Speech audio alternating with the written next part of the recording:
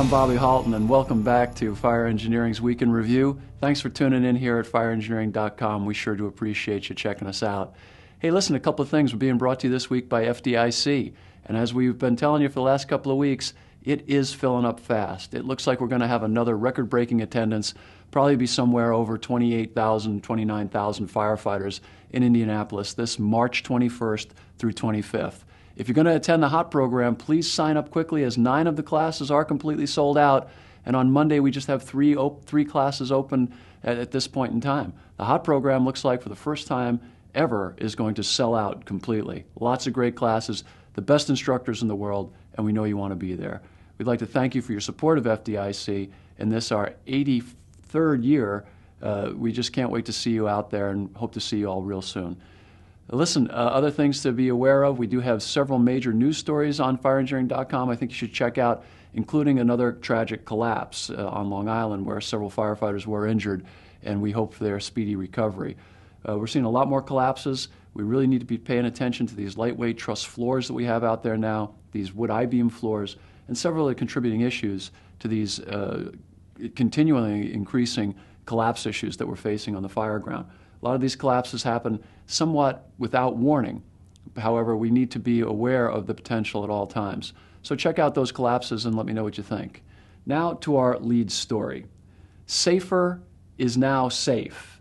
Because of incompetent and failed leadership in our 111th Congress, our Fire Act grant program and our SAFER program funding, which many organizations had made plans assuming they were secure, were not secure.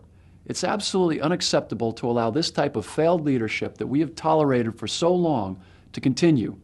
Thankfully, on February 17th, the House of Representatives approved an amendment to extend specific waivers to the SAFER program, which was introduced by Congressman David Price of North Carolina.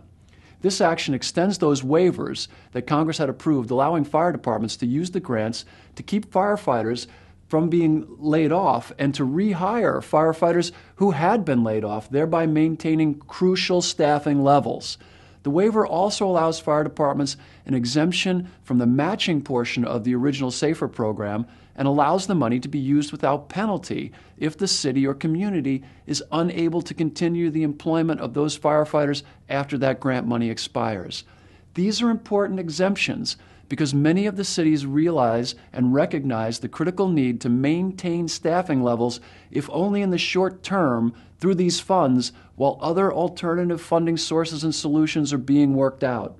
Most municipalities understand that the continuing fiscal crisis in America is going to, by necessity, make this type of funding less accessible in the long term, and are now beginning to make intelligent and well-thought-out alternatives to federal support a reality.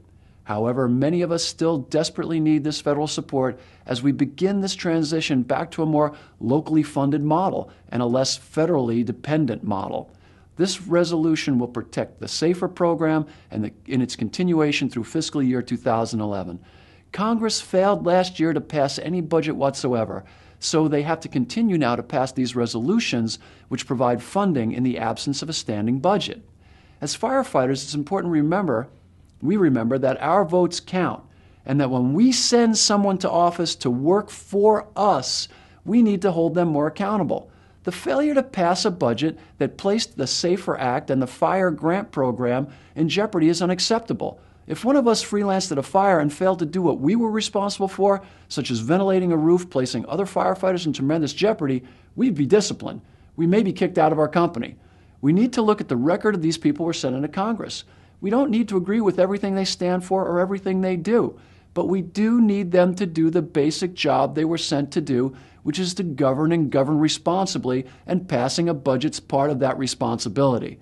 Firefighters must demand that this current Congress, the 112th, passes a budget, whether we agree or disagree with the content of that budget. We need to have assurances that the money that our administrations are making life and death decisions with are going to be there. Every indication is that our current level of funding may decrease, but it is not whether or not it is increased or decreased. That question is not the issue. The issue is that promises made should be promises kept, and that a grant awarded to a town or community is something which should be not dependent on the actions of a new Congress.